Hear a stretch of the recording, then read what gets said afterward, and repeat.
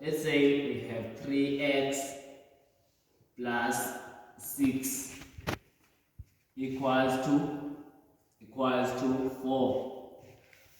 What is it that we need to know? This part is the expression. This part is the expression. Then this part is the equation. I don't want you to confuse yourself. This part is the equation. These two, this 6 and that 4 are our constants. These are constants.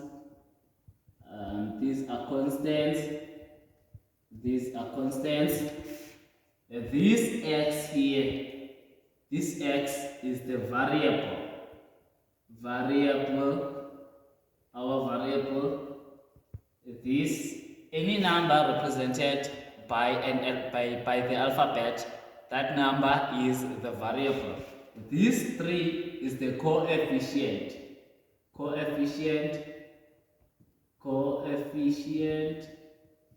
I'm sorry about my writing, but you will get used to it. So if we were to say we have ax squared, what is this a? This a is our coefficient in this case. This a is our coefficient in this case.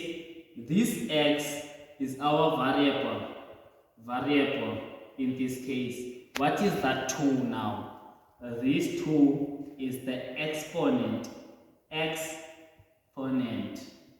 Now let's give another example. Let's say we have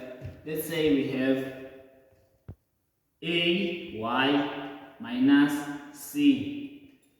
What is this a? This a is the coefficient of this y. This y is the variable of this coefficient a. This is the variable, and this here, this c is our constant. This c is our constant.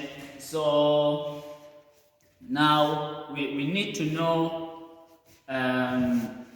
the standard forms of the linear expression or equation, the standard form of the quadratic equation, the standard form of